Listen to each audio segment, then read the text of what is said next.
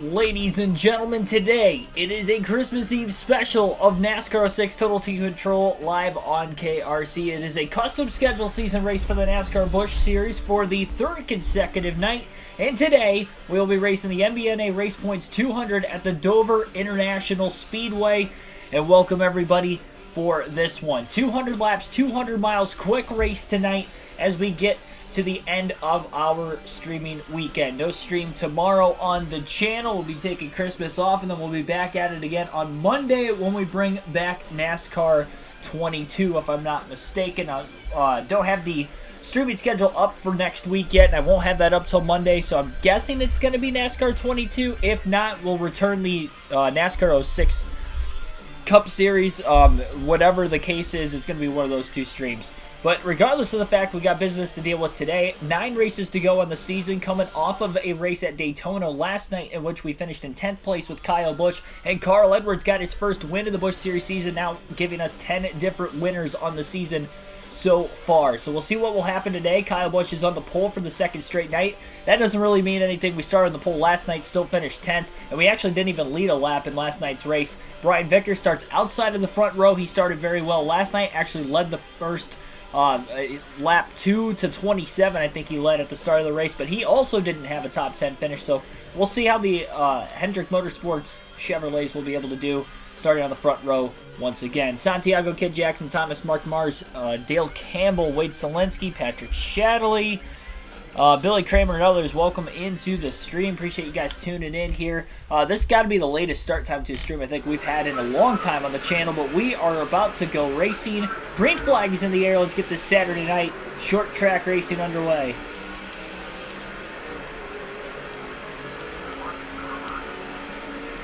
And Kyle Busch trying to control the race from the get-go as he's clear off of turn 2, and the field will roll into 3 and 4. Shane Neal going for second underneath. Brian Vickers almost got to the inside of Busch in the middle of the corner, but Busch will hold on and lead lap 1. He did have to lift off the exit of turn 4. But Neal is up into the wall. I think he overdrove turn 1, and now it looks like one of the Old Spice cars, either Tony Stewart or Luke Trigger, is up to second. Vickers fading back as he's still stuck on the outside. John Hamilton up to P3. A couple fantasy drivers right behind Busch now as Busch has a little bit of extra breathing room as he leads lap 2.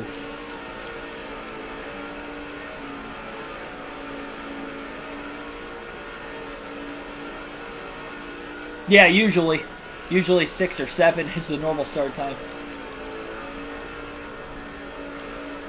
But I set the streaming schedule every either Sunday night or Monday morning, so being this far in advance, I wanted to make sure I was going to have time to do so, and I figured the only time I was going to have to do so was a little bit later at night. I mean, hindsight, I probably could have gotten this race in at 7, but I wouldn't have known that earlier in the week. That is all right, though. It's not a long race, so I wasn't too worried about it.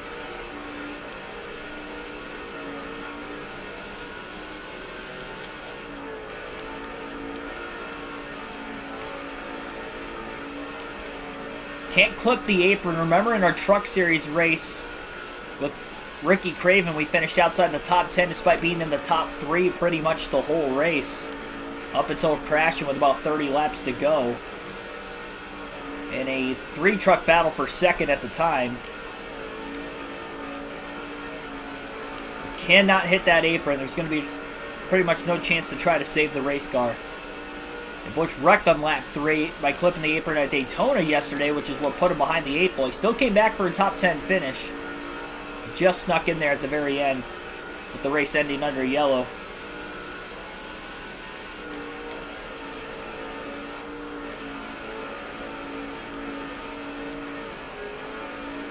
Kyle Busch kind of struggling towards the exit of the corner. Feels like the car's a little tight at times, middle off. It rolls in fine. I've had to lift 2 or 3 times off the exit of the corner just trying to keep it off the wall, and that's keeping the second place car right in line behind Busch. If he gives up enough on the bottom and that car is able to get underneath, which it is Tony Stewart, by the way. You can see the 33 on the roof. So he was that close behind the back bumper of Kyle Busch there. Vickers in third. won 2 races in the first 5 this year, but hasn't won since, although he hasn't ran every race with being a Cup regular as well. Very few Cup regulars have ran every race. The only 3 that I can think of would be Kyle Busch, Brian Vickers, and Bobby Labonte, and they're all in the top 10 in points as a result, including Vickers and Busch running first and third in points. That lap that Busch just ran was a little bit quicker than his pole lap, though it wasn't as quick as a lap he had in practice. At one point, he ran a 22.7. So we are bound to see some quick lap times, I'd have to imagine, at some point today. There were no adjustment changes for Busch at all. Once he got into practice, had the right setup, ran about a dozen laps there, pitted, ran another dozen. So that way I could practice pit road entry. This is definitely one of the toughest pit roads to get onto, and if we do end up having a green flag stop, that will make things interesting. It's going to be anywhere between a 1 to a 2 stop race today, probably leaning towards 2, but I can see a world where we can make it in 1 potentially. We'll alternate through the different camera angles for the first time in the race today. Oh yeah, you're right, Kenny Wallace is another one. I keep forgetting he's in the MWR 00 car, the Cup Series. Yeah, and he's also in the top 10 in points. So make that 4.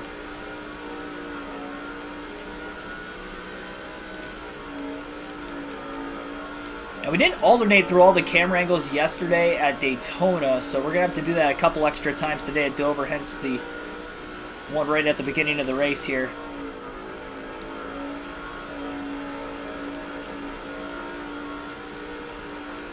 We get through Dover today. We have 8 races to go. Busch has a massive lead in the standings.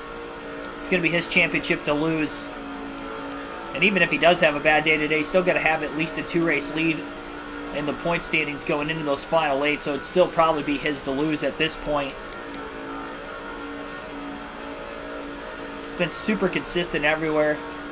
Average finish of a 4.0.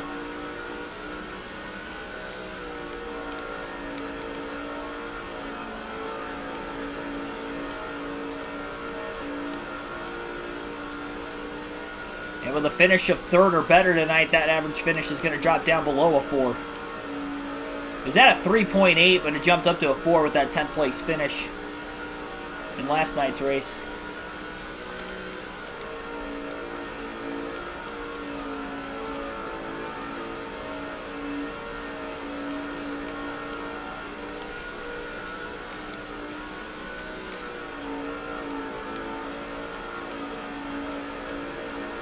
Yeah, I mean, it's not going to be too late of an end to the stream.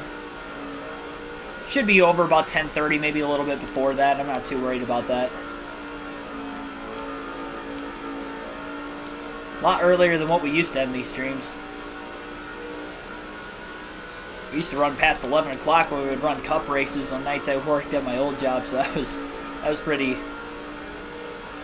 brutal. Now we can get them started and get them finished between 8 and 9 most of the time. 22.919 that last lap for Busch. So we'll go back to the far chase cam for now. Kind of overran the entry to turn 1 there. Vickers has about 3 cars right in line behind him off turn 2 as they're about to be in a 4-car battle for 3rd. Just need this race to stay green as much as possible. I just don't trust myself on the restarts. When the pressure's going to be on, maybe we're going to be more susceptible to touching the apron, which means we're going to end up spinning out if that is the case. So I don't want to put myself in that situation as much as possible. Saw that initial start, how crazy it was. Luckily, Shane Meal, who got up to 2nd initially, ended up falling back.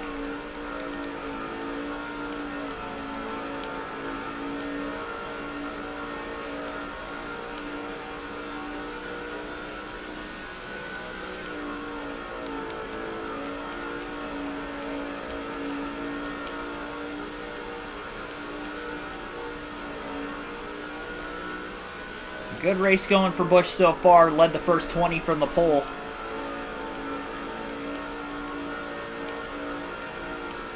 This has to be my worst track that's a non-super speedway on this game, if I had to guess. So basically, outside of Daytona and Talladega, this is my worst racetrack. why it's such a big factor to qualify well, and starting on the pole definitely gave us a good start. We've got a great setup in the car. It's not too loose, which I tend to have loose problems. It's a little bit on the tight side off the exit of the corners at times. Hopefully that doesn't get too bad over the course of the long run. But at least for the first 22 laps of this opening fuel and tire stint of the race, it's feeling pretty good. At least we'll have a chance to make an adjustment at least once, with one pit stop if it is too tight on the long run.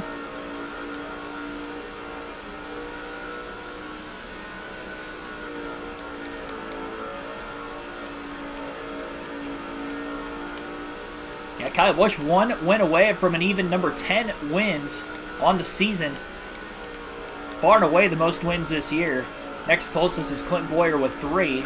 And we've got a caution for the first time today. Lap 24, trouble off of turn 4. So that did not take long to get our first yellow today. And we have a spin, hard hit into the wall as well by the 86. Somebody else piled into it. A couple of cars, 112 got a piece at the very end there. I couldn't tell who ricocheted down into the inside wall. It looked like the 86 hit head-on into the inside wall after sideswiping the 83 who initially spun there. So we're going to have our first restart. Kyle Busch is going to stay out of the pits.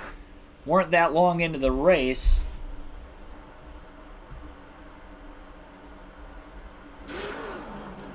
And we will get to our first restart. Lap 28, green flag back in the air. Full field all congested in a single file line on the restart this time. Good launch for Kyle Busch through turns 1 and 2. Still getting up to speed into 3. But he's going to hold on to it. Pretty solid restart. Vickers back to 5th place, it looks like. So 3-car crash off turn 4, bringing out our first caution of the race. We'll see if we get any debris yellows from that, because there was a couple hard hits there. One for the 83 into the wall, and then one for the 86 head-on into the inside wall as well. No safer barrier on that inside retaining wall where the pits are. Could have caused a lot of damage to that race car. Vickers trying to get a pass back on the restart for 4th place, and actually he did, and now he's going for 3rd underneath John Hamilton. Got his first win at Darlington a couple races ago. Joshua Rumsey, welcome into the stream also.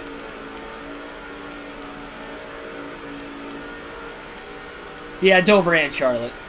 Yeah, Charlotte's right there. It's a mix.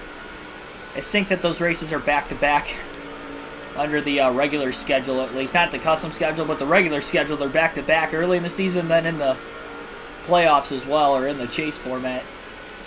So that definitely hurt me when we were running our Do It For Dale season, especially in the chase, because we started off good right before that. Hit those 2 races, we never got back into the points lead.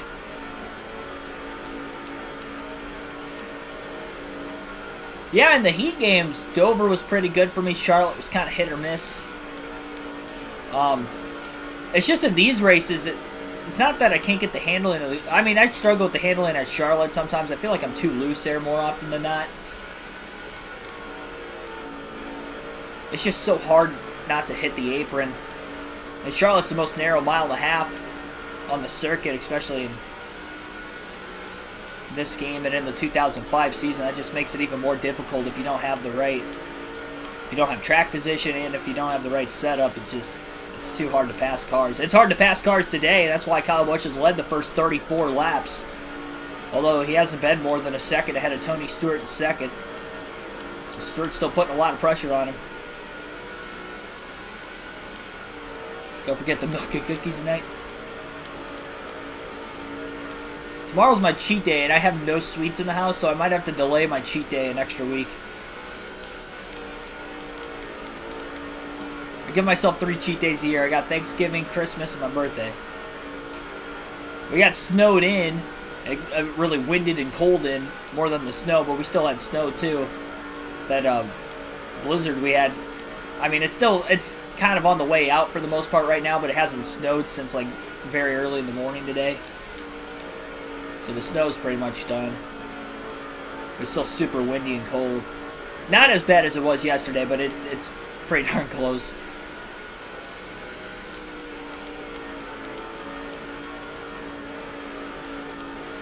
I think the real feel was still like -24 when I got up this morning. It's slowly been warming up throughout the course of the day because I think it's like 12 degrees right now. The wind chill's still like -10, -11. The wind's slowly dying down.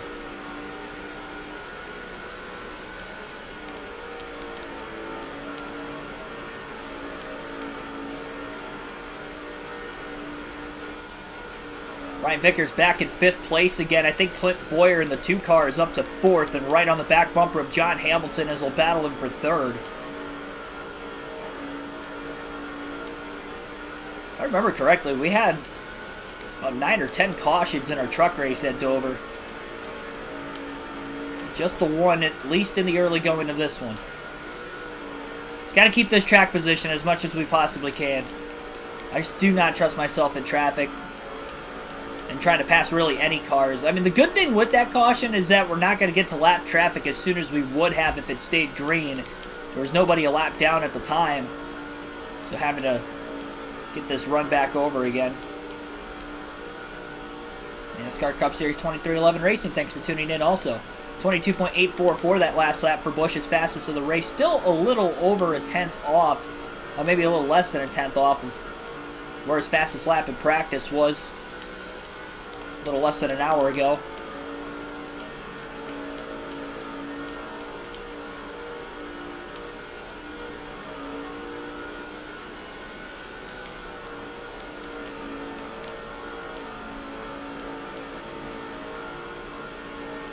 Yeah, I'm very fortunate not to lose power. I don't know how we didn't with all the winds.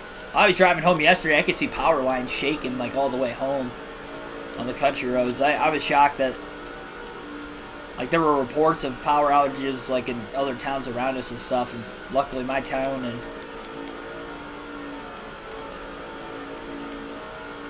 it's pretty much had power. Because I couldn't imagine not having power and having the temperature we did yesterday. Outside, yeah, we would be out of the wind, but it would be cold in the house. I mean, it was cold in my room last night. I think a lot of it was because my bed's like next to the window, though, and it was so windy. So, because I mean, we've had colder temperatures this year, and I've never really been cold in my room. Last night I was. I couldn't imagine that without any heat. It would have been brutal. Power is going in and out. Yeah, we haven't had any issues with it at all, luckily. Hence why we're streaming.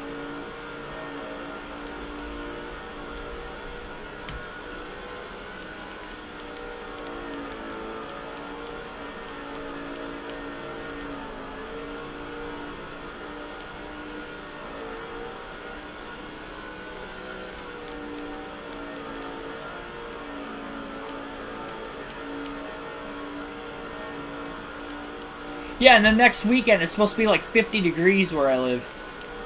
Doesn't make any sense. Literally went from like middle of winter to spring in a week. And we basically had like fall weather the week before because it was like in the 30s. A little bit warmer this time of the year. Then it got a little bit colder than what it is this time of the year. And then now it's going to be a lot warmer than what it is this time of the year next week. 3 seasons in the span of like 3 weekends.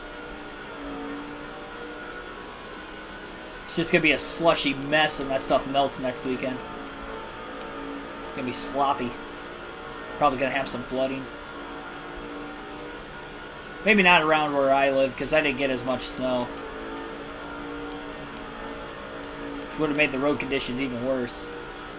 I don't know. I didn't mention this on the stream yesterday when I was talking about me driving like in the blizzard on the way to work, but I don't know if you guys had seen anything. I think it went viral at this point, but there was a pile up on the Ohio Turnpike that was probably 20-25 minutes away from where I live, where the mile marker was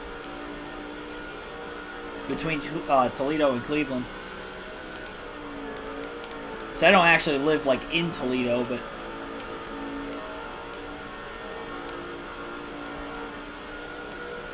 yeah, it wasn't that far from where I live. I didn't realize where it exactly was I was like, oh, that's in the same county I live in. And I'm like, wow, that's pretty close. Yeah, they had like a 50 plus car pileup. Crazy. Thank goodness I didn't have to go that way into work, I'll tell you that much. I mean, there were cars off in the highway on I-75, but it wasn't quite... It wasn't to that extent. I didn't see anything more than 2 cars that were like off on the shoulder of the road at a time. And really, I think that was the only one I saw. There was an accident like the day before, even well before. I mean, there wasn't even like any snow or rain or anything at that time yet.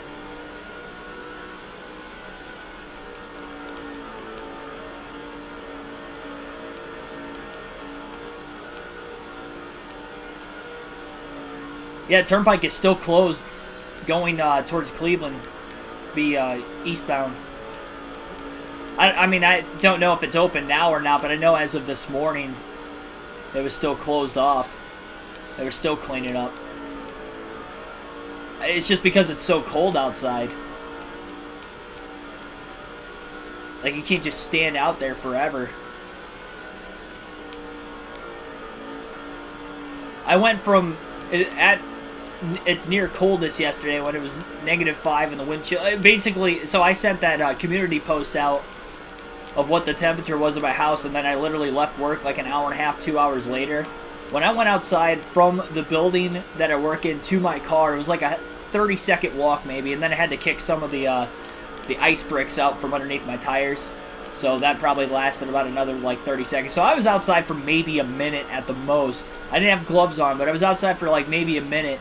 And then I got into my car, which is obviously still cold because it was sitting there for like almost 10 hours from when I got into work earlier in the morning. And I started it, and my hands were, I mean, they were going numb fast. I don't think, by the time my hands were warming up in the car, my fingertips were burning. I've never felt my hands that cold and burned that badly before. And I wasn't even outside, like I said, I wasn't even outside for that long.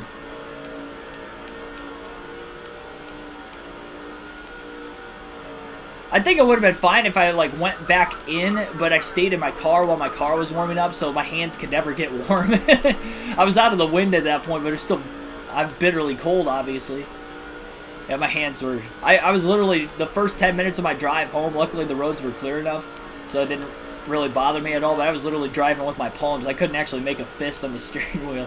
And then when I actually could, my fingers were burning. I was shaking my hands for probably a good couple minutes after that. It hurt so bad. I've never had that before. I usually have a pretty high pain tolerance, but it was almost unbearable. I'm like, oh my gosh, make it go away. And then it just went away all of a sudden. My pinky finger was still like sensitive the rest of the night because had some chicken patty sandwiches for dinner last night, and I went to pull the ketchup out of the refrigerator, and my pinky finger was so sensitive to it. I'm like, man, that's cold. Yeah, that messed me up. I haven't had any issues with my pinky finger today, though. I worked out. I didn't feel like it felt like tender like it did yesterday, but like the rest of the day yesterday, it kind of messed my pinky finger up.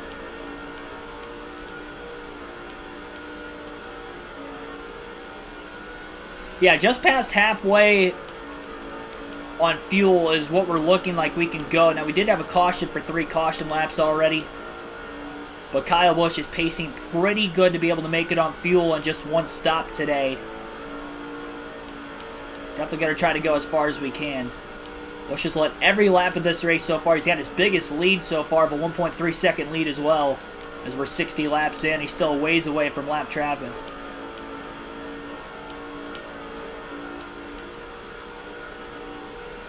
I mean, I could see how cars would pile up that much, especially if you have more cars like on the road.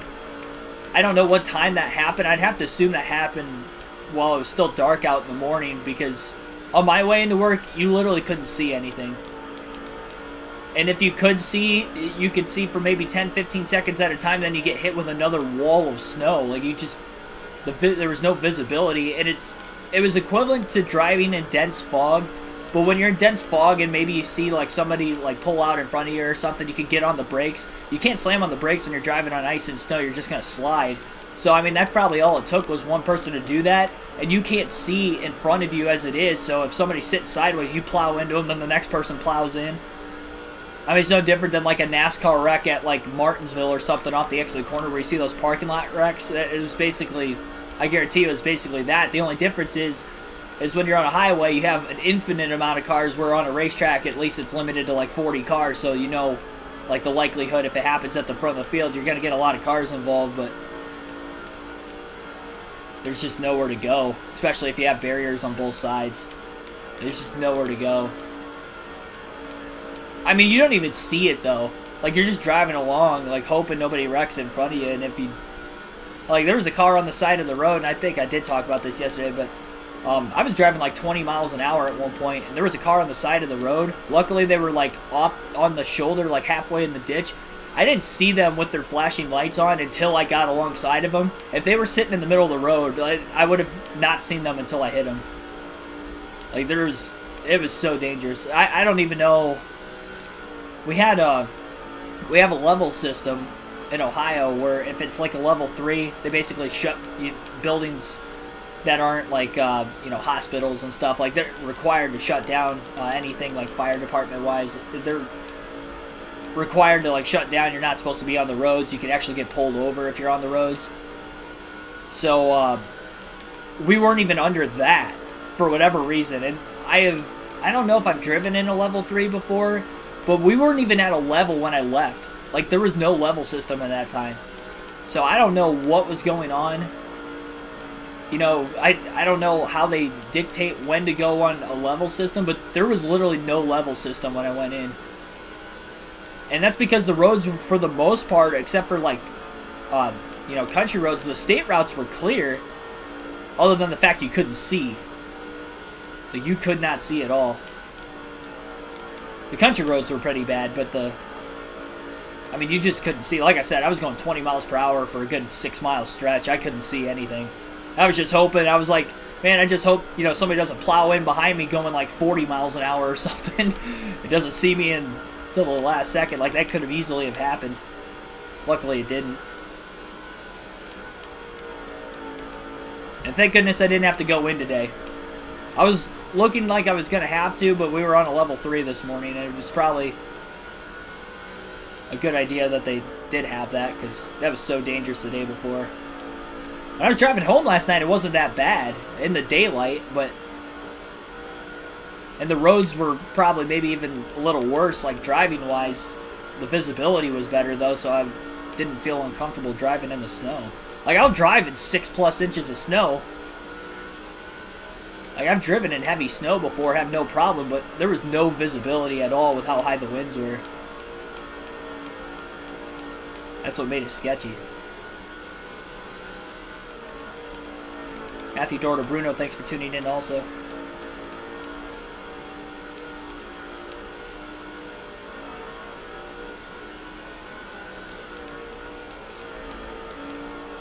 Yeah, it was either the county I live in or the county I work in could be, or if I have to drive, because I actually have to drive through another county too. That county's notorious for not going under a level 3 though, so it's like they were not under a level 3 this whole time. I think they were under a level 2. And like every other county in Northwest Ohio was under a level 3. Didn't make any sense. I don't know why they do that. Like, there's no way your roads could be that much better than everybody else's. You guys are never having to deal with that. Doesn't make any sense. It would suck to have to work in that county. In that situation, it's like, well, it looks like I gotta go in. And even if my county was on a level 3 today, I was probably gonna have to go in because I was gonna have to take somebody into work today.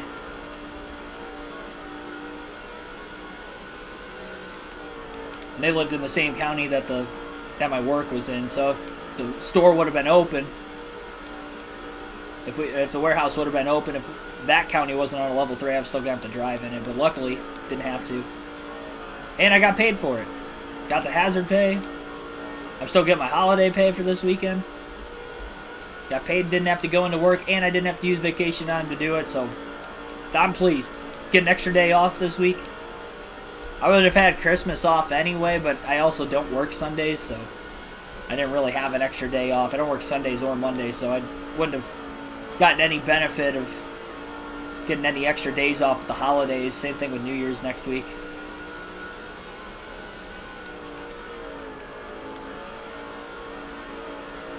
but because of the weather, ended up getting it anyway. Blood, thanks for tuning in also. And definitely have a great Christmas weekend as well. All of you. It's a great start to the race so far for Kyle Busch. We had one caution back on lap 24. It's the longest green flag run of the two we've seen so far in the race. Kyle Busch going to be getting into lap traffic fairly soon. Nobody has made any pit stops yet. Everybody stayed out of the pits during the one caution earlier, which has a 2.2 second lead over Tony Stewart in second place. Assuming Smoke is still in second. We can't really see whether that's the case or not. I don't think it is. It looks like maybe Boyer's in second place now. Looks like a blue car.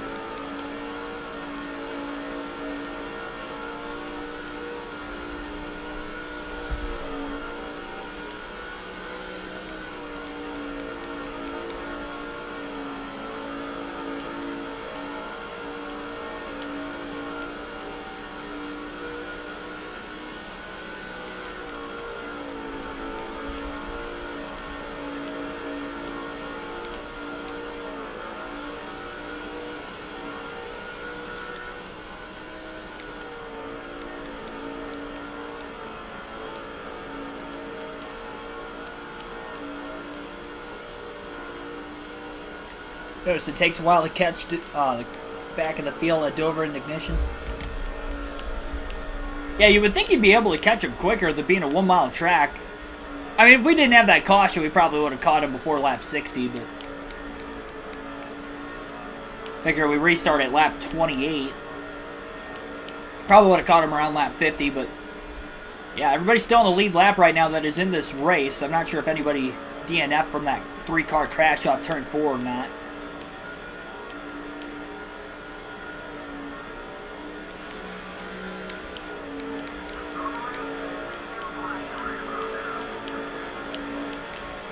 Closing in on the 82. Kyle Busch has not had to pass a single car all day. This will be the first one. Right rear tire starting to wear out on the 5 car at this point in the run as well, so maybe not a good time to try to pass your first car of the day, not knowing how the car is going to handle in traffic, but he does make a clean pass in 3 and 4 on the 82, and he's lapped his first car of the evening.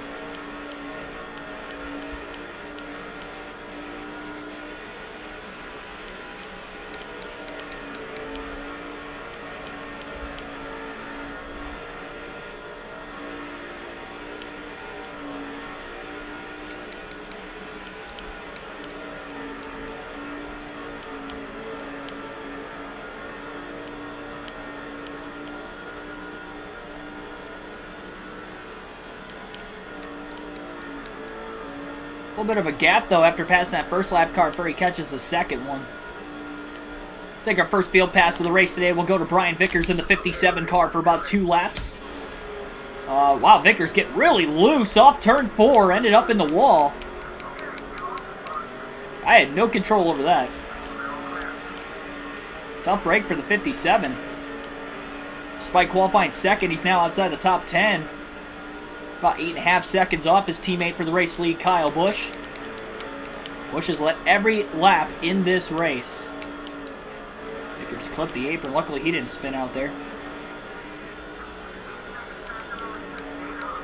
Catching right back up on this 135. Maybe he'll have a shot to pass him. We'll see. He's got to run off turn 2, looking to the inside. Got blocked that time. Vickers squeezed down into the corner. A lot of contact. Vickers will make the pass for 10th.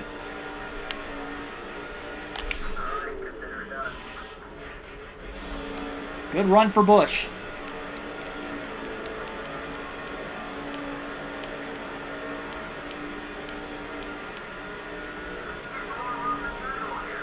See damage on the 86 car who was involved in that last wreck. And the only wreck of the race, really. Clears him.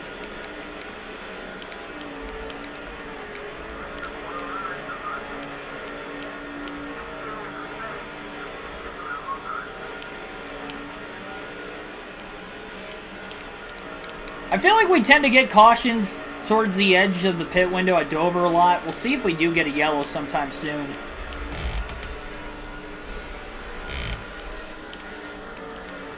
Yeah, very close to clinching the most laps led. Once we get to 100 laps led, we will. Dozen laps away from it.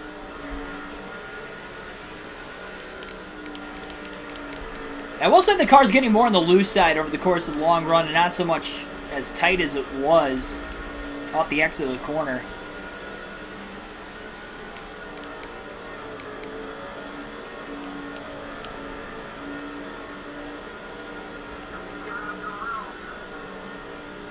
"90 laps complete at the line."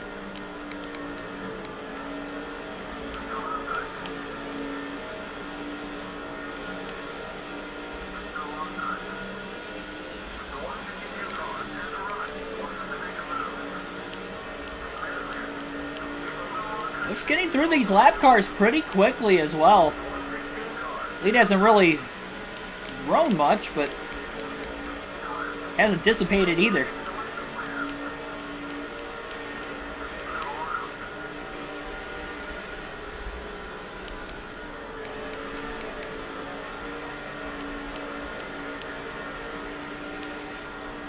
I'd assume everybody's going to be able to make it on one stop. We're 8 laps shy of halfway. We know Busch can go a little bit past halfway on fuel with a full tank.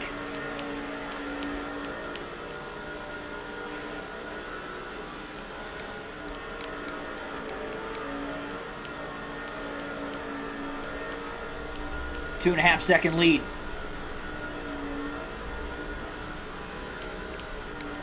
Yeah, that's a very tough pit road to get onto. One of the toughest in NASCAR. I'm gonna say this, Darlington, probably the two hardest. We've got cars pitting for the first time today off turn 4 right now.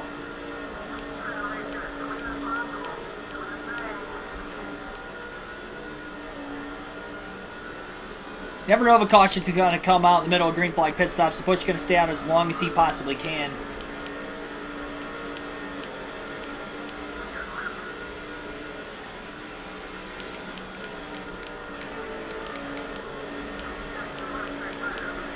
A few of the lap cars pitting right in front of Busch there. Easily gets around him.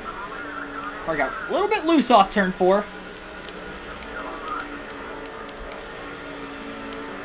It's around the 131. Another reason why he wants to stay on the track as long as he can, because he only has to go 95, 96 laps on the next run, rather than 105 if we do get a late caution. May be easier for him to hold on. Hasn't had to worry about the car getting any sort of aero loose yet, because he hasn't had any cars behind him.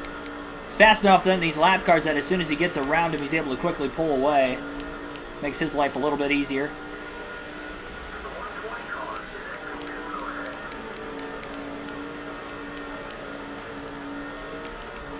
Busch clips the apron, and he slides into the inside wall. Man, I had a feeling that might have happened at some point today. He locked it down. He barely hit it. It's our second caution of the race, but he can't pit for fuel or tires, bringing out the caution there, which is hugely problematic in his chances to get a good finish and, of course, win, as he has dominated the race, has the quickest car. Now he's going to have to win it the hard way. So easy to do that. You saw it right there. Now he's going to have to hope for a quick yellow after the restart. He should still have a lot of speed in it, because he very, very slightly nudged it and then got it corrected back in the right direction again.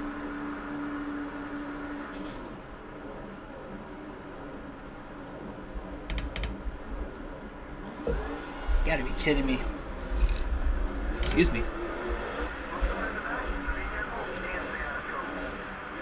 So nobody on the lead lap pit there, and I wonder if the cars that pitted prior to the halfway point, if they can even make it on fuel.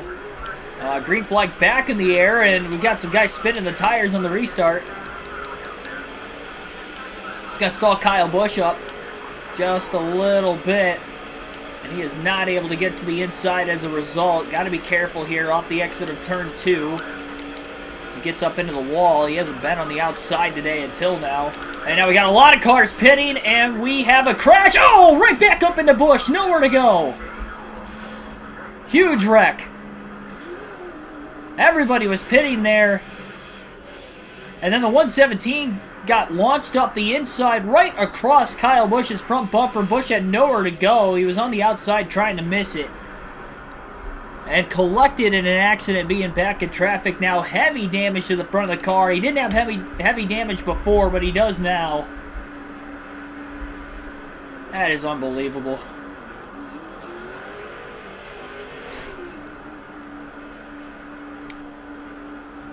You can't script it. I mean, that's just...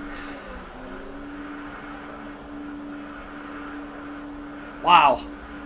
I mean, what are the chances he came back across our front bumper like that? I mean, come on.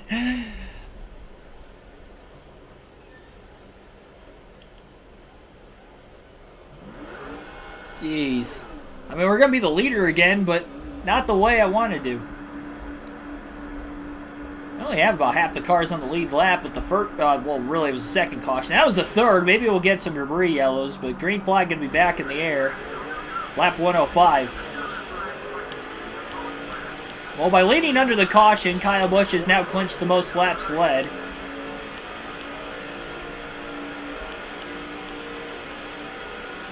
Will we get a caution? Busch going to stay out of the pits. Probably go only a few more laps on fuel. Gets really, really tight off the exit of the corner here.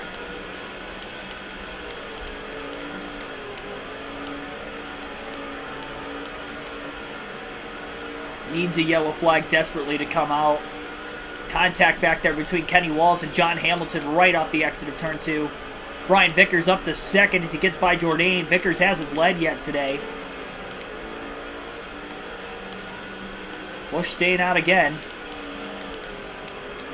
Vickers goes wide. Jourdain into second place now. Busch will stay out one more lap, and then he's going to pit at lap 108.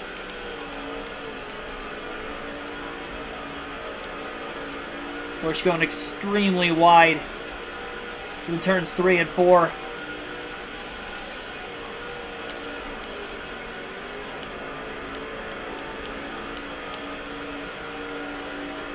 Maybe going to try to go another lap, potentially. I'm really hoping we get a caution. Kenseth trying to put himself in a good position. Busch got really arrow loose off the exit of the corner. Vickers to the lead. Vickers got through on the inside. Kenseth got held up high behind Busch. And Busch going to have to pit this time by. 4 tires and fuel. Got loose when I clipped the apron trying to make my way into the pits, and down into the grass goes Kyle Busch, trying to make the save. Luckily, I was already backing it off. That's probably why I was able to save it there. 4 tires and fuel now for Kyle as he is on pit row. This is going to put him a lap down.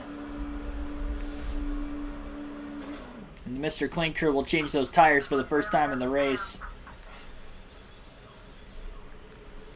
I intentionally clipped the apron that time. I was trying to get into the pits. My tires were so old. That's the one thing when I pitted in practice, my tires weren't that old. And obviously worn out from a slide before that. So about 90 laps to go. We'll see. Brian Vickers trying to get his second win and his first since the season opener at Daytona. Kyle Busch in 30th right now, and best bet is to try to get a caution at some point so he can restart up there, because he's pretty far off those guys.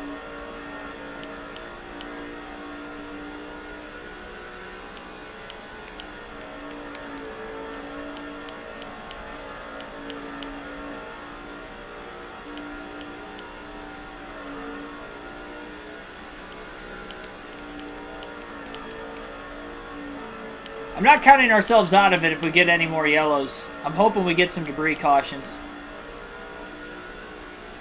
But the sooner we get it, the better. And Kyle Busch is going to have to attack. Try to get back on the lead lap, get another yellow, and we'll go from there. The car is going to be hurt, obviously, with the damage. He had the fastest car in the field well before that. Obviously, he's led the most laps and has already clinched the most laps led today. Worst finish is on the line right here. He has not finished worse than 17th this season. His only two finishes outside the top 10 were a 14th and a 17th place finish. 14th at California.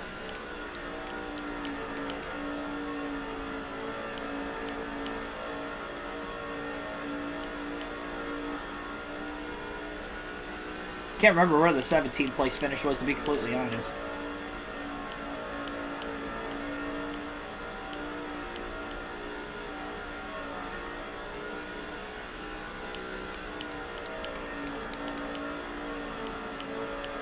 I mean, we kind of came back at IRP when we got in an early wreck. The problem is this one happened middle of the race, and everybody's going to be on good to the end on fuel now.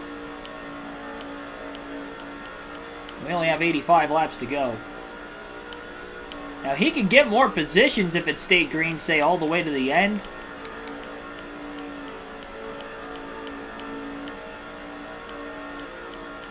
Quite a few cars he would have to pass, though, just to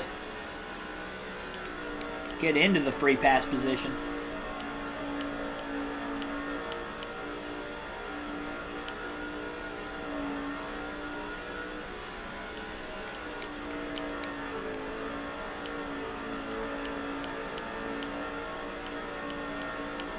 We can take that second and final field pass of the race. We'll do that at the start-finish line this time by. We'll drive as race leader Brian Vickers. And Vickers has really rallied. He had a great pit stop. Got him back into this. Remember, he qualified second, but he was running outside the top 10 there for a little bit at one point.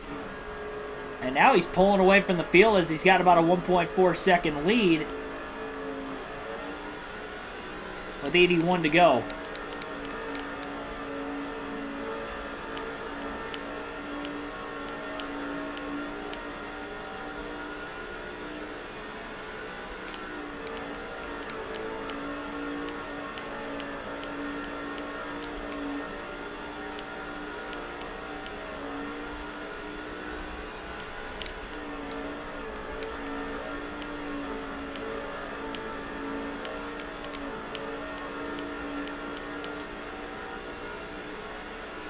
Well, even though Kyle Busch dominated the first half of this race, now is a chance for Brian Vickers to dominate the second half.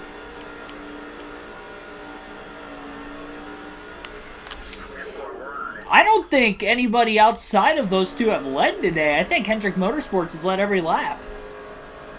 So obviously Vickers took the lead away from Busch right before Busch pitted.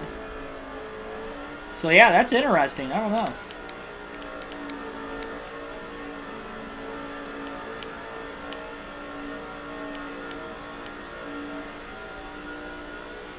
Although, actually, I don't think that's the case because I think when Busch first spun, lost all that track position, and restarted at the tail end of the lead lap before the third caution ended up coming out, Vickers wasn't in the lead then. I don't think he was. I didn't bother to look at the same time. So whoever led during that caution and initially on that restart, that driver is the only driver outside of Brian Vickers and Kyle Busch to lead any laps today. But Vickers and Busch have led every green flag lap. That is guaranteed. But there was somebody who led under caution.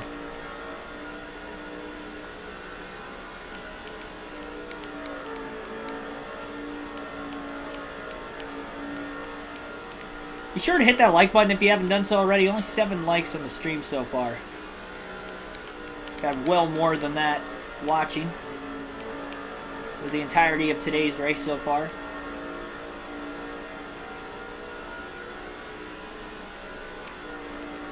Next Busch race will be at Atlanta in a couple weeks. We'll not be racing the Busch Series on NASCAR 6 next week on the channel. We'll go back to Atlanta the following week. Got some trucking Cup Series races next week, as well as some NASCAR 22 races. Another Throwback Thursday live stream on Thursday night. We're getting closer to the start of the NASCAR season. I think we're only like 7 weeks away already. Let's go. A little less than 2 months. Well, that's till the Daytona 500. We have less than... I think we only have like 5 weeks until the Clash. Which is crazy.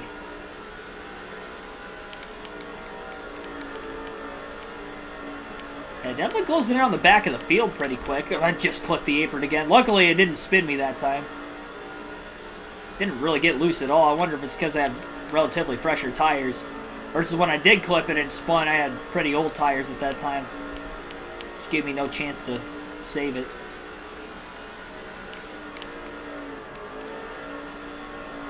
So easy to do. I mean, you just can't take anything for granted, but this track at Charlotte, you just cannot take for granted. And Texas is like this too, but I don't have as big of a problem of hitting the apron at Texas. I think it's because the track itself is wider.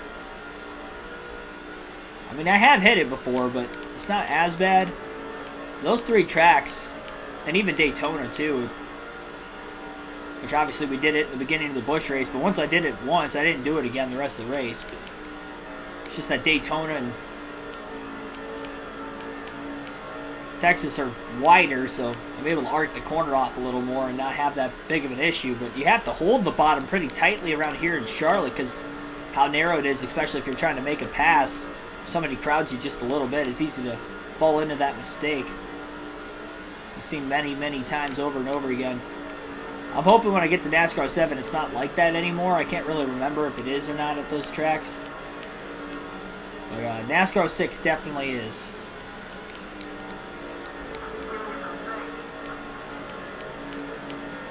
Most of the other tracks, you'll get loose, but at least you have a chance to catch it. Here, it just loops it around immediately. There's a pass. That was on a lead lap car. So we're down to 70 laps to go. Again, not sure what position the free pass position would be. Busch overdrove the corner, trying to get by the 184. And now he's got contact with the 1... Jesus. I mean, that was just a train wreck there. I was just pinballing off of one car after another. Once I hit that first car going into the corner, there was no chance for me trying to not hit them both because I think we were 3 wide after that point. Well, I mean, that catches us, bunches the field back together. The problem is we're going to be at the tail end of it. So, I mean, if anything, all I did was hurt the race car more. Because now we're on those same old tires again. As we have just received our 4th caution. Tale of 2 halves to this race. I mean, the good news is we have over a 500-point lead in the standings. So I'm not as upset about it for that reason. If this were to happen in the Cup Series or the Truck Series, and it did happen in the Truck Series, which is why I lost the points lead there, and I think I'm still 10 points back, if I remember correctly, going into the next race. But I mean, at least, like, in this, it's not going to cost us a championship. At least you wouldn't think it would. Now, things could snowball out of control after this race, and this could be the start of it, because we still have 8 races left after this. But for right now, I think we're doing all right. Now, there are quite a few cars that are 2 laps down that Busch is actually going to be able to pass here. He passed a couple right before that. Green flag back in the air as he gets a good launch initially on the restart as well, heading down into 1 and 2. So we've had 4 yellows in today's race. Busch going to have to go for it. He can't waste any time here. And he's just going to have to hope these moves are going to work. He hasn't really been in traffic too much.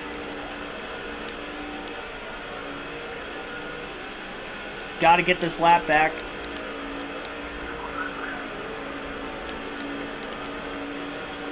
Brian Vickers battling for the lead. His giant lead's gone after that caution came out because he was really pulling away from everybody. Busch going 3 wide to the inside. Hopefully they make it through that corner. Off the exit of turn 4. Contact as they're still 3 wide back there, but they do make their way into 1. Vickers holding on to the lead on the restart. Big checkup. Right there.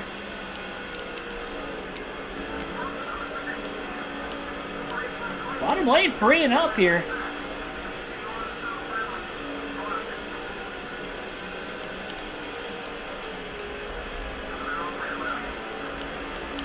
Good chance for Vickers to really close that points gap out, though, considering him leading this race. I mean, it's been sloppy for Kyle Busch, but he's got a chance to try to make up for it as he's back inside the top 20 after restarting in 30th. He's passed a lot of cars. Oh, we got a car in the wall now. John Hamilton. I thought they were going to be 4 wide for a second there. They will be 3 wide, though. Both the Old Spice cars on the outside. They're crashing off turn 2. No caution. We stay green. I don't know who the free pass car is right now. Busch is up to 17th as he clears Hamilton off turn 4. Hamilton trying to get back down to the bottom, though. Busch crowds him in the middle of the corner. Hamilton's up in the wall. We stay green.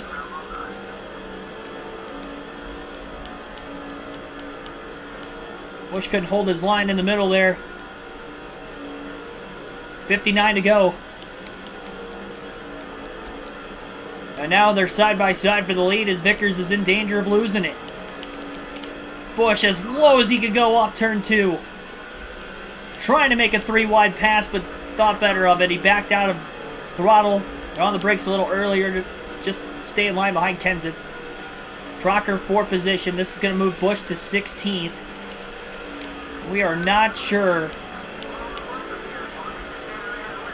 where the free pass position is exactly. Edwards has taken the lead, by the way, from Vickers. So Edwards, after just finally getting his first win of the season with another 1-2-3 finish at Daytona for Roush Fenway Racing last night, Edwards trying to go back-to-back now. After it took him 20 races through the Busch Series season to get to victory lane. Again, not running all those races, but still, took him a while. If Busch can get his lap back and then we get a caution, that's going to make his chances even greater, because if we get a caution while he's in the free pass spot, he's going to have to restart at the tail end of the longest line. We still don't know exactly if he is in the free pass position or not. He is in 15th. Pass on the 56 was not for a spot there. He is clear off turn 2, though. He's got 5 more cars in front of him. We know Edwards and Vickers are on the lead lap. Not sure about the 3 cars behind him.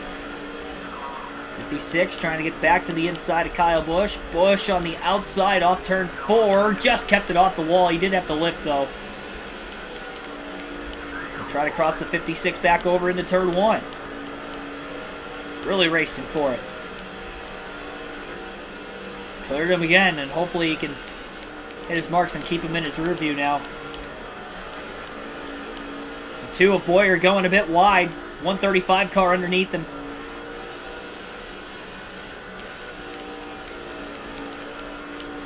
Oh, trouble! Boyer in the wall! No caution! I don't know if he had any help or not.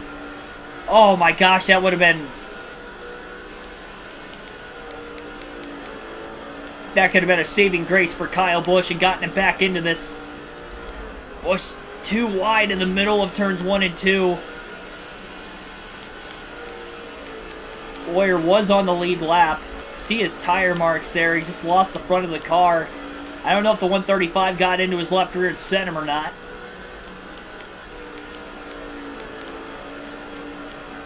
Vickers is still putting a good charge on Edwards right now for the lead. And definitely not going anywhere. We don't know if the 135 or Bobby Labonte's on the lead lap or not. And if they're not, Busch has to get around them to get the free pass position here. So that caution might not have mattered if he wasn't in the free pass position anyway. Vickers has lost, or sorry, Clint Boyer rather, has lost a lot of spots.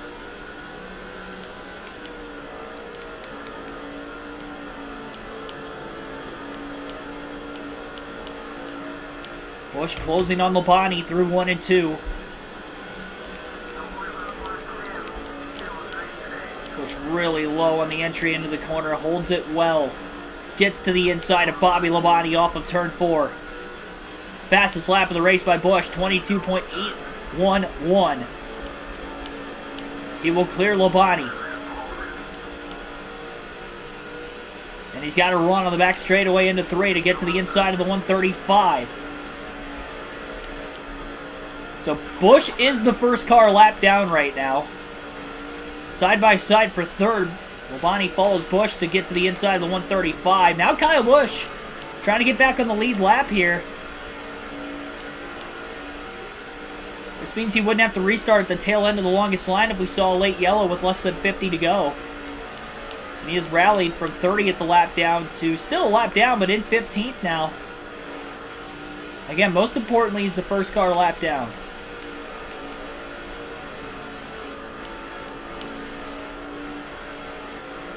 I mean, ideally, if we can get around these two first and then get a caution,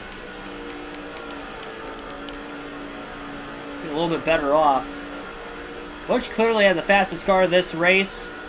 He's having troubles trying to catch both Edwards and Vickers, and I think a lot of that has to do with the damage on the 5 car being involved in multiple crashes now.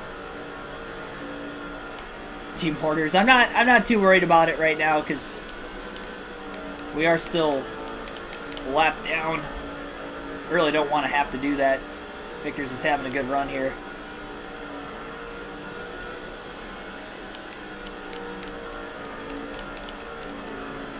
Vickers lost Edwards just a little bit that last lap. Kyle Busch starting to put the pressure to the 57. Looking low into turns 3 and 4. Just couldn't get underneath him. Actually got into the back of him.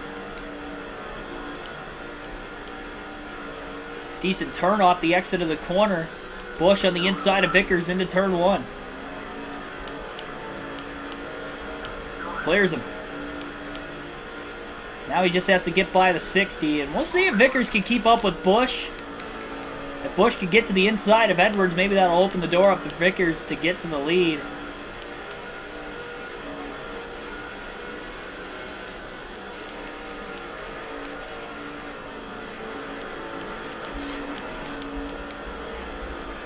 Oh, he got loose.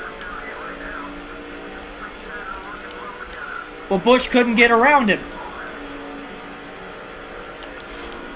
He got loose again, and Kyle Busch intimidates Carl Edwards.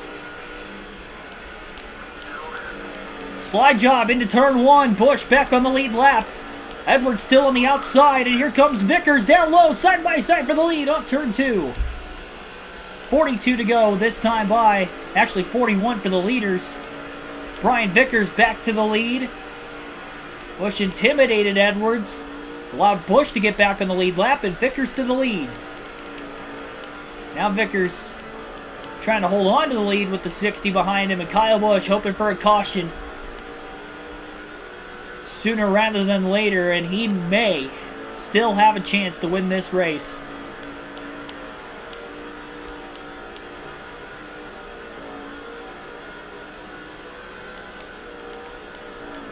Man, if only Boyer wrecked, we would have had to go from the tail end of the field, but that chance would be better than not getting a caution at all, obviously, because we don't have any chance if we don't get a single yellow for the end of this race.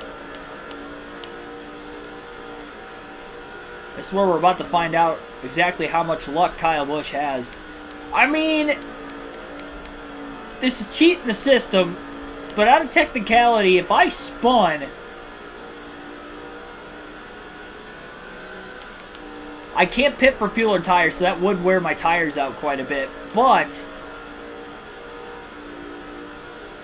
man, that's so risky if I do it, though. Because if a caution doesn't come out and I end up going a lap down again, that just looks stupid. But I can't pit for fuel or tires. I have to send myself at the rear of the field. We're on the lead lap. So it's not like we're in the free pass spot, because if you bring out the yellow when you're in the free pass position, you don't get your lap back.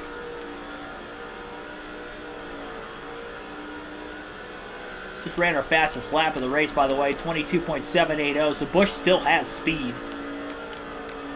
I'm scared to do it. I'm scared to just total the car, too.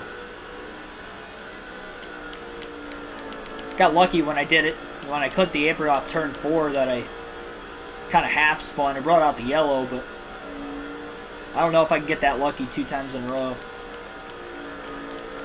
It's really cheap to do that, too. I really don't want to. It's just, I know I'm not going to lose any positions out of it.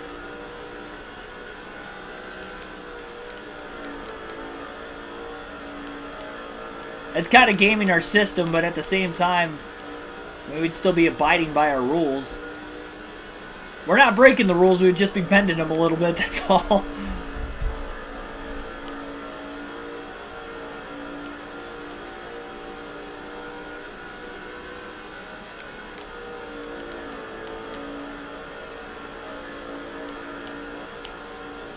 I don't know if I should do it. Would you guys want me to do that or no? I won't do it if you guys don't want me to. I can understand that completely. I don't know if it'll settle right with me if I do it either. It was a thought. This is just kind of that unique circumstance where that would actually help us more than it would hurt us.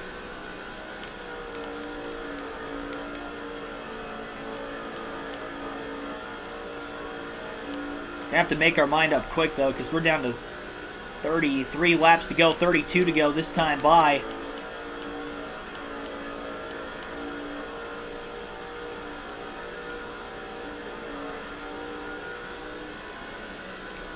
Don't do it? Alright. Yeah, I see a couple of you guys saying don't do it. Part of me really wants to, but it would feel... Man, that average finish is going to drop quite a bit, too. Not going to be our worst finish of the year. 17th is still our worst. Maybe not doing it, we'll have we'll catch a break. The problem is, the later we go before getting that caution, the less of a chance Kyle Busch is going to have of winning.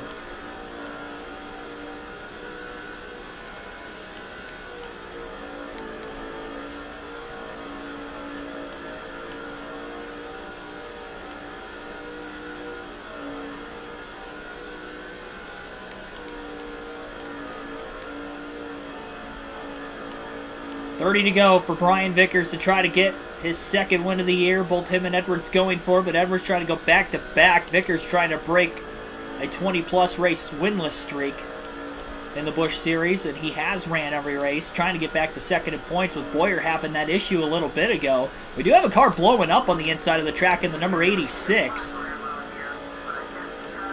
First car we've actually seen with an engine failure under green flag conditions in the race. We'll see if he can get back to pit road. Please break out a yellow, please. Hopefully it's not too big that we have debris cautions out of it. See, that was hurting us back in the truck race at Dover when we were in a similar situation because we had a big wreck, which is what we kind of needed, but at the same time, it was so big that we had so many debris cautions after that that we didn't even have any laps to try to pass anybody. Caution is out. Trouble on the racetrack with a little more than 20 laps to go. Off of turn 4, we have a crash. Two cars get together, the 157 and the 152.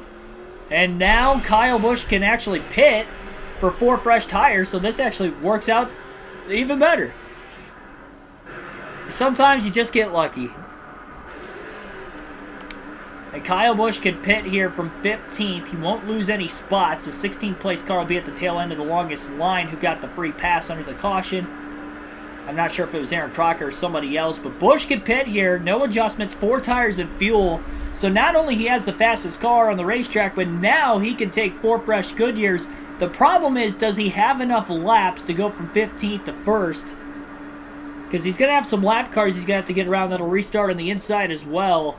And really needs this to stay green to the end. I don't think we'll have any debris cautions after that yellow. Second time Busch has taken tires today. What a comeback this would be. If we can go from a lap down with less than 50 to go to win this race, that would be... That'd be up there with...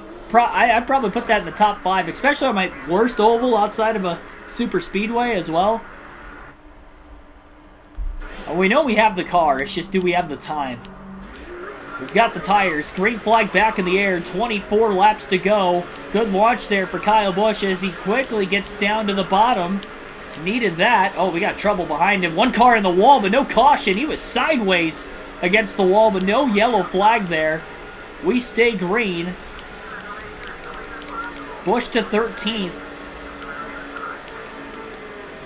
By the way, that car that blew an engine must have been on the lead lap because Busch restarted in 14th rather than 15th there.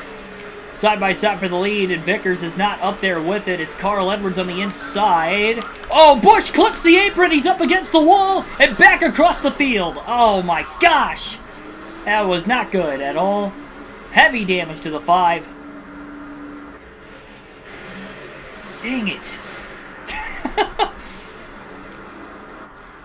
Well, I was feeling good about it. That was a lot of carnage there off turn 2. Nowhere to go for anybody that was at the back of the field there. A lot of debris came out under that yellow. We're going to have another restart, and now the car's pretty much killed. If it wasn't killed before, which it wasn't, it might be killed now.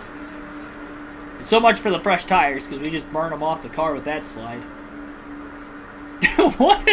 This has been such a momentum shifting race. We go from like here to here, the back to here, the back to here. And this is a roller coaster of a race. Like there's no in between. There's no middle ground in this one for what our luck's been. And it's either been the highest of highs or the lowest of lows. Another car on pit road. Hopefully it's somebody with severe damage back there so we don't get any debris cautions off of this, but I have a feeling we probably will. The good news is that he is only going to lose a spot or 2 here. But going to have to try to get another good restart. He had a good restart. He just overdrove the second lap after the restart. Now we're down to just 19 to go as I just spun the tires on the restart that time. Car merging back into traffic. Almost tagged somebody from behind. Edwards leads on the restart with just 19 laps to go. Car in the wall off turn 2 behind Busch. Everybody trying to settle in right now. Who will win at the Monster Mile? Car in the wall off turn 4. J.J. Yaley stacks up a bunch of them, and Busch has just passed 5 cars and moves back in the top 10. For the second straight night, he's going to at least come back to get a top 10 finish. Vickers to the lead, by the way, off turn 2 as he got by Carl Edwards. That was 5 easy passes for Busch for position, and it was another couple lap cars he was able to get around as well. Somebody else about brushed the wall off turn 4 up in front. A lot of side-by-side racing going on at the front of the field. It's slowing each other up. Busch still has decent speed. I think he's probably got an equal car with the leaders now because he's got severe damage, but he also still has slightly fresher tires. He really needs those guys to race each other. Vickers leads. Edwards is in second. And even with Busch wrecking 3 times today, he is... I mean, this car... A great job by the team creating a durable race car for Kyle Busch to be able to withstand these 3 crashes. Contact with the 106. That was a lapper. Up the track goes Busch. Hanging on to it. 15 to go. 15 laps and about as many cars. Not all for position, but get by John Hamilton into 3 and 4 here, and that wasn't for position. Tony Stewart, who was in second for a large portion of the early going of the race, he is not for position either. He is now lapped down.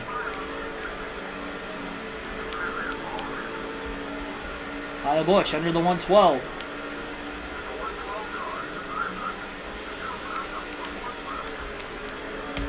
Busch on the inside of Jourdain, goes up the track, side drafts him, clean pass. That was for position.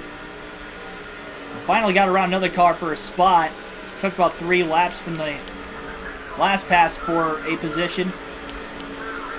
He's driving it in deep, just hoping he clears these guys by the exit of the corner, and he clears Aaron Crocker. It was also a lap down. Kenseth on the outside. I think he's on the lead lap. Edwards is losing a lot of time on this restart as well. And Kenseth not on the lead lap either. He's a lap down.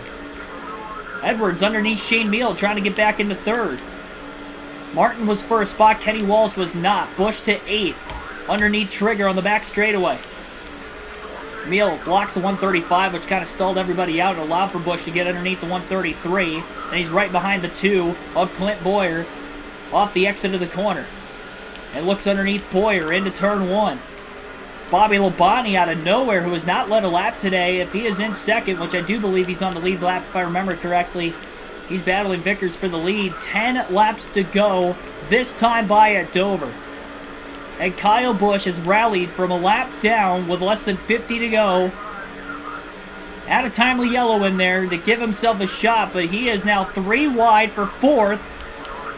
Underneath the 130, the 135 and the 32 of Meal. Meal's in the wall as they were 3 wide, but what a pass by Busch as he cleared him cleanly. Gutsy move as he's up to 4th. Labonte looking low for the lead off turn 4 on Vickers. And Edwards charging hard after the 57 and the 19 because we know he's got a quick car. Got 4 Cup guys going for the win in the Busch race tonight at Dover. 8 laps to go, and the fastest cars yet for Busch to pass. Makes the dive into 1 and 2. He gets to the inside of Carl Edwards. Oh no, he clipped the apron. He goes up the track a little bit. Just kept it off of Edwards. Edwards is in the wall off turn 2. That's going to allow Busch to stay underneath and potentially, nope, not quite. Allowed him to stay with him. They both lost time. Edwards trying to block Busch on the front straightaway now. And it's going to be even harder for Kyle to try to make a move. That was his opportunity. Another car blowing up on the inside of the track. We'll see if they can get into the pits. And if we get another caution with 5 or less laps to go, it could end the race.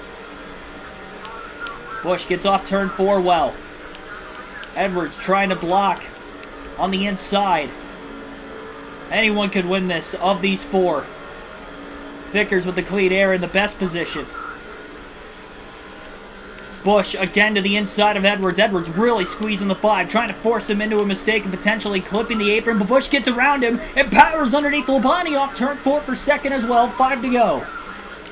Caution comes out at this point. The race could end. Busch is rallied to 2nd, and he's right behind his teammate. Edwards to 3rd. He trains around Labonte as well, following the 5. Busch has a run into 3. He's going to go for the lead, and he's there. He's underneath Vickers. Can he clear him off of turn 4? And he does. What a comeback for Kyle Busch as he leads with 4 to go. Unbelievable. From a lap down with less than 50 to go to the lead with 4 to go. Edwards to 2nd as he gets by Vickers, breaking up the 1-2 potential finishing order between the Hendrick Chevys. And he's going to try to get after Kyle Busch for the win here late to make it back-to-back. Crazy spiraling turn of events with crazy momentum shifts in this race for Busch alone. Can he hang on and not make a mistake and clip that apron, which he's done twice today now? Well, 3 times, though. The one time I didn't wreck. The other 2 I did. 2 to go. Led the most laps, mainly because of the domination from the pole at the start of the race. And he's got 1.5 miles to go to hold off Carl Edwards. An indestructible car, an indestructible driver. And KFB is going to do what KFB does. He's got 1 more lap to hold on. No cautions on the final lap.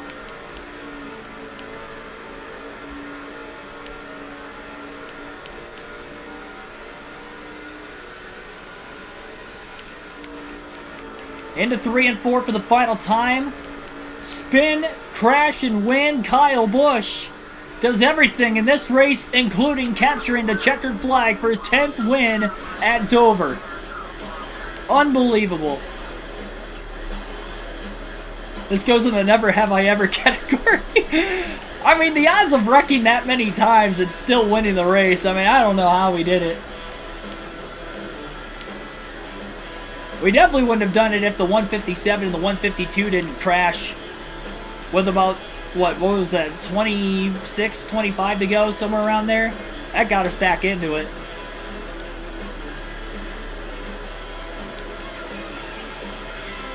No, the hot streak is not over for Kyle Busch.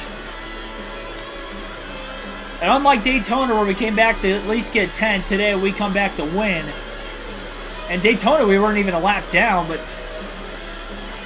Busch had a fast enough car. He was able to do that today. Let's go.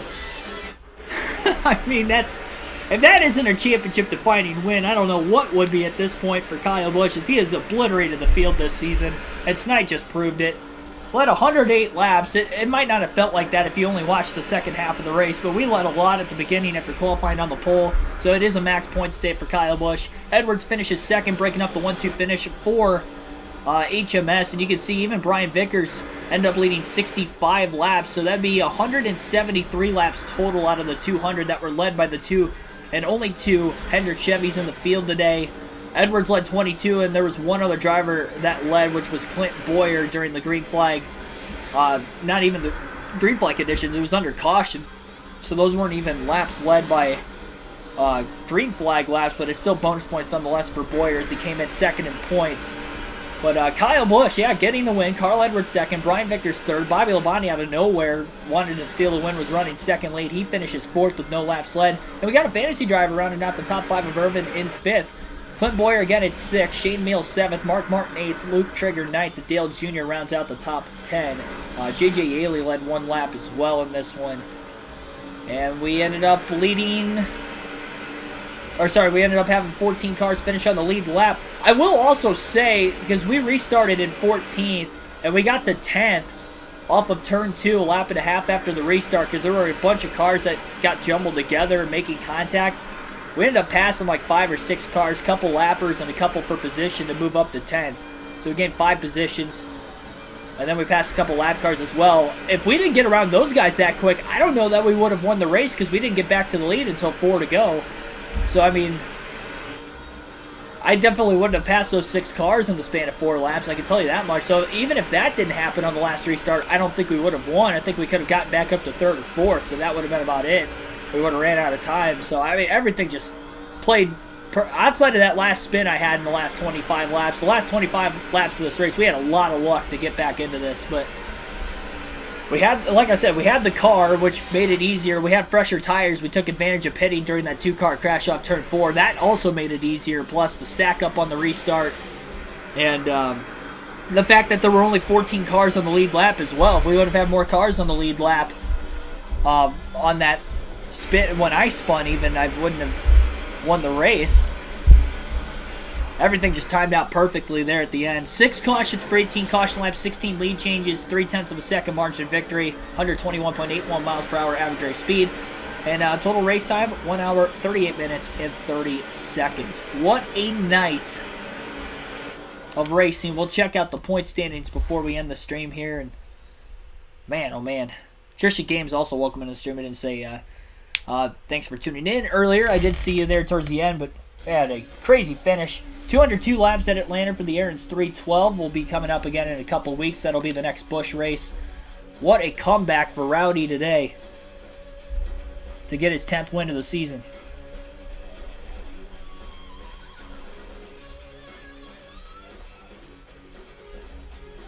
I mean, how many times, honestly, did you guys count me out of the race today? I counted myself out probably at least 2 times. I think the 2 times I counted myself out were when I had to pit under green, and then when I had to pit, that was the first time I counted myself out. Then I counted myself back in, felt good about it until I spun again, and I knew that was going to click away laps, and we lost a couple spots because of it. I thought the tires might have been a little more burnt out than what they were. Luckily, they weren't. I mean, I counted myself out twice there, but man, we timed it as Larry McReynolds would say, he timed it perfect. We actually just watched that race the other night, 2007 Daytona 500. And we watched that 2 nights ago. That very quote fits perfectly tonight. He timed it perfect. Oh boy. Yeah, 600. You're right. 600 plus point lead. 611 over Boyer right now. The magic number I think is still over 1,000 if we were to lead in points right now. So that isn't worth checking. I will check real quick who is eliminated from contention, because I think that's going to cut into the top 10 now with 8 races to go. So we'll go 8 times 156, which is 1248. So 1248 would eliminate Bobby Labonte, who's 10th in points by having a top 5 tonight. So only the top 9 have a shot at the championship going into the final 8 races. And then after the next race, if we go 7 times 156. So after the next race, we have to be 1,092 points ahead. So there's a very good chance that only the top 6 will have a shot after Atlanta at the championship. So we're getting closer to winning the championship. We're going to clinch it pretty early at this rate. And once I do, we will not run the remainder of the season, so we can then just focus on the truck. I'll simulate the last few races so we can see all the season stats and stuff. But as far as the actual season itself goes, whenever we clinch the championship, that'll be our last Busch Series race on NASCAR 06. And then we got the truck side still to finish, which I think we have 8 races left there. And then the Cup Series, we have like 5 races left. So, yeah, it'll be fun. I'll check the streaming schedule real quick for what I'm planning on racing Monday night. Again, we will not be streaming on Christmas tomorrow. So enjoy the time with your family and friends over the next 24 hours. And then we'll be back with NASCAR 22 on Monday. So NASCAR 22 at Nashville Super Speedway on Monday. That'll be our next stream. Our next NASCAR 6 Cup race won't be until not tomorrow, but the following Sunday. So then we'll get back with the Cup Series there after a week hiatus with that. Thanks for everybody tuning in. Again, hit that like button if you haven't already. I don't know how you couldn't after this race today. What a comeback for Kyle Busch. I definitely think that's... Considering how late in the race it was, we were lapped down. I think I got my lap back with like 46, 48 to go, somewhere around there. There's a little less than 50 laps left. So consider I was a lap down with 50 to go and still won this race. I think we got to put that up there as one of the top 5 comebacks in the channel. And not the biggest comeback in channel history, but it's up there. I put it in the top 5. NASCAR, for any of the OGs watching the channel, NASCAR, I think it was Heat 4. I don't think it was Heat 5. It could have been Heat 5. It was either Heat 4 or Heat 5. I ran an Xfinity race at Richmond. I was 3 laps down at one point and actually came back to win. And I did not wreck at all in that race. I pitted twice and ended up getting caught a lap down the one time, which trapped me 2 down. I think I lost another lap on old tires trying to get the wave around. They lapped me at the end of like stage 1 or something. Stage 1 or stage 2. Probably stage 2 at that point. And literally in the final like 100 laps of the race, I went from 3 laps down to winning. Because I took tires at the end of the stage. Everybody else stayed out, so I was able to get 1 lap back as Richmond eats tires. And then, so I got 1 lap back, then got a caution like immediately after that. And then ended up pitting under that caution. Everybody else stayed out, so I was able to get another lap back, got to 1 lap down. And we had a long enough green flag run that I got to 1 lap down, got to the free pass position. I was like a half a lap from getting my lap back, but I was in the free pass position, got another caution, which got me back on the lead lap. And then with like 30 laps to go in the race, we were able to catch him right there at the finish. I think I passed Allgaier for the win. So that was probably my biggest comeback of all time. That'll be tough to beat. That was very early in the channel's history. That was, if it was NASCAR Heat 4, that would have been like one of, it was the spring Phoenix or spring Richmond race, so that would have been within the first couple months of the channel's history. But yeah, that was wild. That's gonna be tough to beat. But as far as this goes, though, this was definitely in the top 5. Appreciate you guys watching tonight again, as always. Thanks for your support. Have a Merry Christmas, everybody. Have a safe Christmas. Stay warm, and I'll see you guys back better than ever again on Monday night.